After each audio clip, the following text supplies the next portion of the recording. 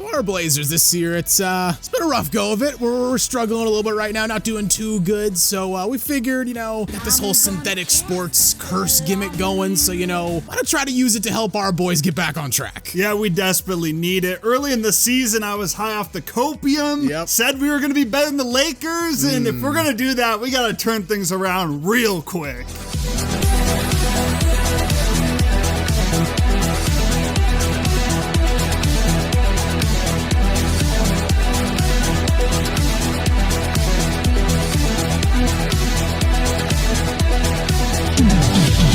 Before we start talking about the Blazers season so far, if you haven't already, make sure this video a like, give us a subscribe, and hit that notification bell so you never miss out on one of our videos. Alright, so yeah, a bit of a meta, title and video idea here. To anyone unfamiliar, we have been accused of bringing forth this synthetic sports curse where, we make a video about a team, either a positive or a negative one, and their fortunes immediately turned for either the worse or for the better. We did it to the 76ers, we hyped them up early in the season. They've fallen off quite a bit since then. Did it to the Mavericks, made a video on how everything's getting worse for them. Next day, probably the best day the franchise has had in over a year. They fired Nico Harrison. And maybe worst of all, last year in the playoffs, making a video on the Celtics after they won Game 3 against the Knicks in the playoffs, saying they had, quote, saved their season, only for Jason Tatum to blow out his Achilles not even 12 hours later. That one was out of pocket. I'm sorry, Celtics fans. I mean, they're still feeling it to this day because he hasn't played since Had then. to go back and change the title right after it happened. Right. So we've been kind of using this power without care, kind of just causing chaos in the NBA. But as Uncle Ben once said, great power comes great responsibility. So let's try to use this, curse ability we have to hopefully turn around our own team. Because we've been pretty shit this year. Yeah, going into the year, we didn't expect a ton. My prediction was kind of like a little bit over 500, but most people had the Blazers around like 500. I mean, I did say early in the season we'd be better than the Lakers. That takes on life support right now. It's mathematically still possible. Well, a lot of things are mathematically possible. Yeah, I mean, I didn't necessarily think we'd be great. Anyways, I thought the Lakers would just be mid, and so far they've been pretty good, but they've had a cupcake schedule. But obviously they're going to be better than us. We were just at least hoping to get back in the playoff picture. I mean, at least make the play-in, which I still think will happen. But 22 games into the season, a little bit more than 25% through the year, and we're 9-13, barely hanging on to that 10 seed. We did somehow beat the Cavs the other night, so maybe that turns things around. I don't know, but still not a great start to the season. We've also lost to 2 buzzer beaters in the first fourth of the season, which is like, what the f***?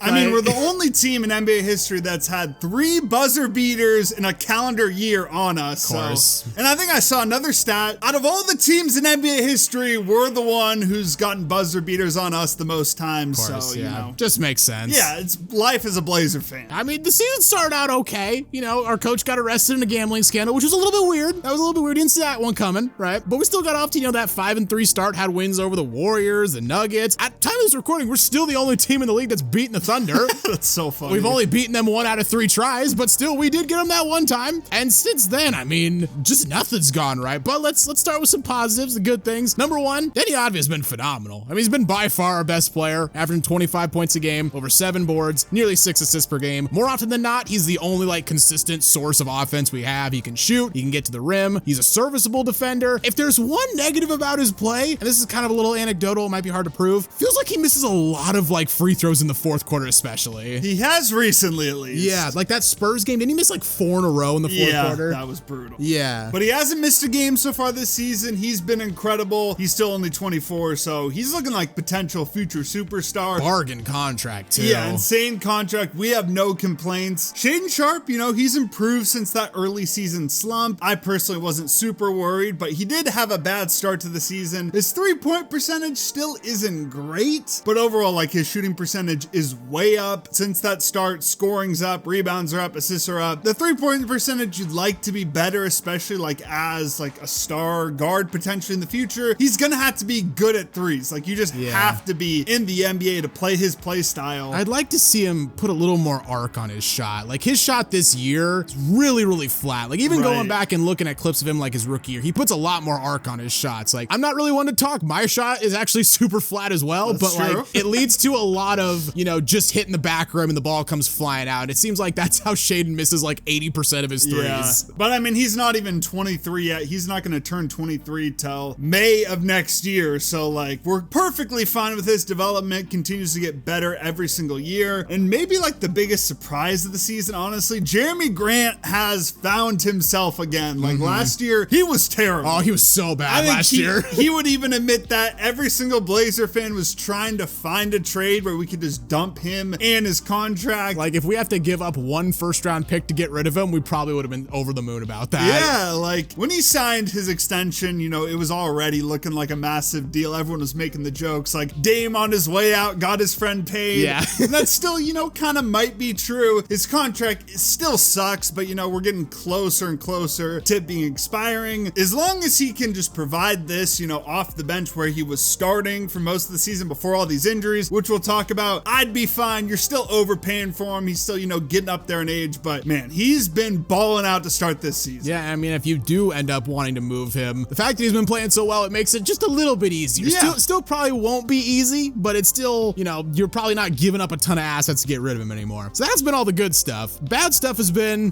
basically everything else. Let's get the obvious one out of the way first. Blazers have been clobbered by injuries, and not just injuries to like the team as a whole, injuries to one position group. Like at the time of this recording, the top 4 point guards on the Blazers are all injured. Dame's out with the Achilles for the year, obviously. Scoot is still out with a torn hamstring, hasn't played a game all season. Drew Holiday's out with a calf injury, and Blake Wesley broke a bone in his foot and is probably out for another 2 months at this point. Also, fun fact, if you go to the Blazers injury report on ESPN and you look under Dame's status, it says, quote, Lillard won't be back on the court for the 25-26 season, as he made clear during an interview with YouTube influencer Speed on Wednesday. So appreciate that, ESPN, and appreciate that Speed doing some like quality reporting out there. Honestly, you know, he beat Shams to the story at least.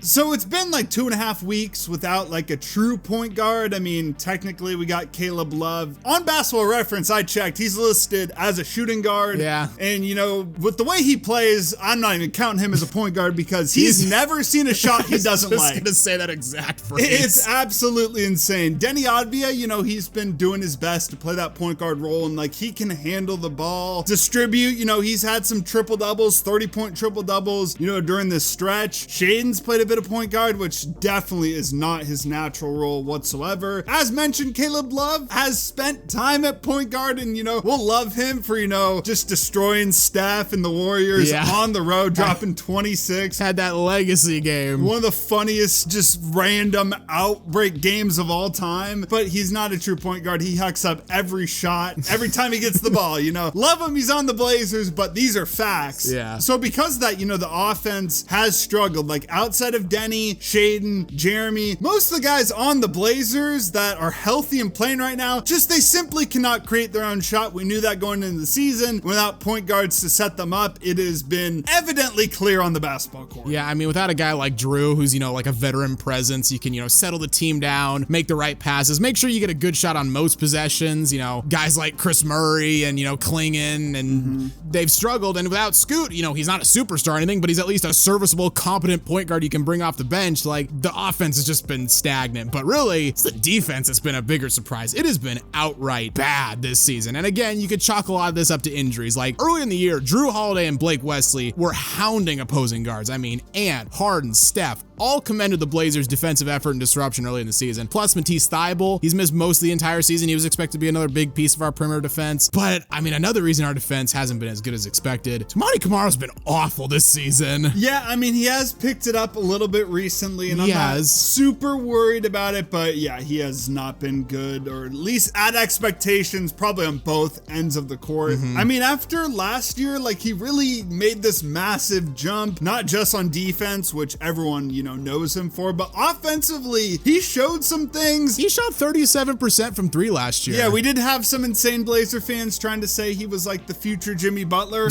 which, you know, even me high on the copium can at least see through that. Well, at least they went for Jimmy and not like, oh, can he be the next Kawhi? Although someone probably did do that. I mean, Blazer fans, we have more stories that's the type of shit they do. Yep. But his 3-point shot it's been terrible, which he has picked it up. These last 3 games, he's been shooting the lights out. But prior to that, he's taken a lot of threes, 7 a game, and he's not really hitting them. Yeah, and the rest of his offensive game, his handle is still pretty shaky. He still hasn't developed the ability to consistently get past defenders and get to the rim. And then his calling card, his defense, I think he's been fine. I think he's getting a bad rap from fans right now because, we're losing and we're frustrated and we're giving up a lot of points. But I mean, considering he was all defensive second team last year, and this year he's got the 3rd worst defensive rating on the entire team. It's just what the hell happened? And I feel like his focus and his defensive IQ just isn't what it was last season. Thinking Basketball has a great video from last year where they highlighted not just Toumani's physical abilities on the defensive end, but his IQ, his ability to diagnose plays before they happen, his ability to, read and react to situations. And this year it feels like he's getting caught ball watching a lot. I mean, he basically gave up that buzzer beater to Vucevic because he gets caught ball watching, helps way too far off of him, can't recover, and the Blazers give up a wide open 3-point buzzer beater when we were up 2. So you need to stop them from shooting the 3. If they get a 2, it's fine. You go to overtime. You cannot give up a 3 under any situation. Again, I think part of this is the fact that we don't have a point guard, especially in the offensive end. I mean, Toumani is a defensive first player. He's got a decent 3 when he's left wide open, but he needs a guard that can set him up, get him open shots. If he cuts to the rim, can find him on time. And then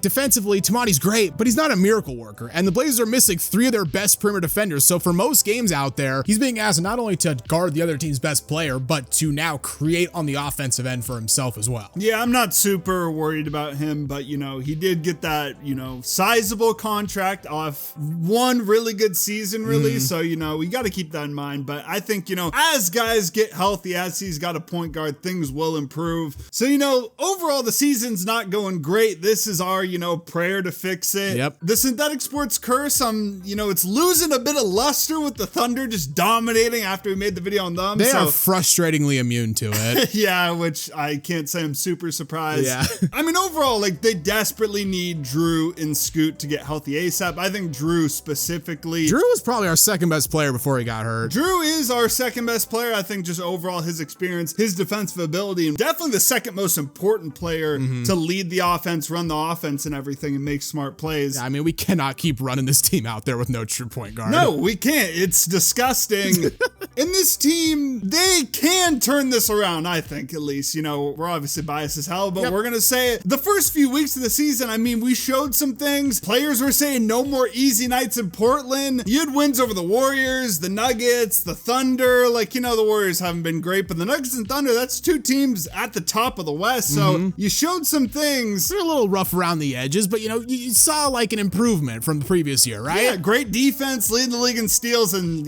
with guys injured, and maybe it was gonna regress to the mean anyways, it's falling apart. Yeah, I mean, I hope we turn it around, not just for the obvious reason that we're fans of the team, we want to see them win, but I made a thumbnail for a potential Blazers hype video that kind of leans into the whole, Portland Mafia meme and whatnot, and I really like it, and I really hope I get to use it at some point. I really hope they're good enough that I get to use it at some point, because I feel like it's really funny, and I would be so mad if I go the entire year, we finish 5 games under 500, and I never get to use it. We're still going to turn around. We've had the hardest schedule thus far. We got the easiest remaining. Just wait for the second half of the season. We get Scoop back. I was about to say, just wait till we get Scoop back. That's all it takes. Scoop. This is the Scoop breakout year, baby. That's the video, guys. What do you think the Blazers are going to be for the rest of the season? I'd love to hear what you have to say in the comments down below. If you enjoyed the video, consider leaving it a like, as it really does help us out. And while you're here, why not check out some other videos as well? And don't forget to subscribe to Synthetic Sports.